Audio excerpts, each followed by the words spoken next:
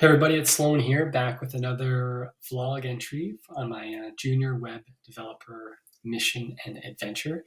And today I'm going to be talking about my very first vanilla JavaScript project, where I have created a counter that can increase or decrease in value, can be reset, and the style attributes of some of the value element changes as well. This is a project that I followed by John Smilga, who I've been watching and following his tutorial series, first on HTML, then CSS, and now with JavaScript. And it's great to kind of get out of the tutorial hell a little bit. I did enjoy it, but it's nice to actually start to apply some of these concepts that I'm learning into real mini projects. And the fun thing that I like to do is to try to go ahead, figure things out on my own for myself, and then be able to reference and check in with the results that he's shown in his process, so I can really learn a lot more than just following his steps one after the other. So yeah, I'm just going to be talking about my thought process and problem solving throughout this project.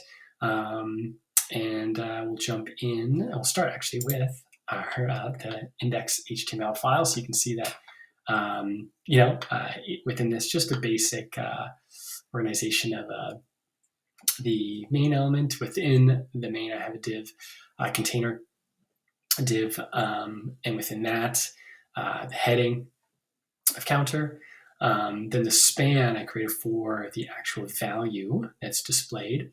And then another div that contains the three buttons, where I did find it very useful to have these two independent class names for each. So for the decrease button has decrease and reset and increase, but also they share this class name, which is essential for a part of the JavaScript coding that really helped me out. So with that said, let's jump over to the app.js.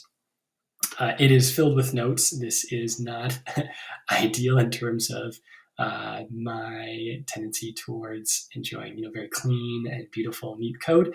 But for these tutorials, it really helps me process my thinking, remember the specific points of learning that occurred. So let's go through it. So initially what I did was I set the initial count at 0. After that, I selected the value span and all the buttons so that they could be manipulated. And this was key. I found that using the query selector all and selecting the generic shared class of btn with a for each method was best, since it's going to be array-like. And I know that with an array-like object, I can use the method of for each, and that worked well in this situation. So I needed some reminders about the callback function. So I have that note in here that with the for each, I pass a callback function, and then I can access each item by using the parameter, in this case, the parameter name of button param. Very original, but as I said, naming things like this as I'm learning can just really help me remind me what it's for and why I put it in there. So within this for each, I have the callback function. And the first step is to pass the callback function and access the event object to check which button is clicked.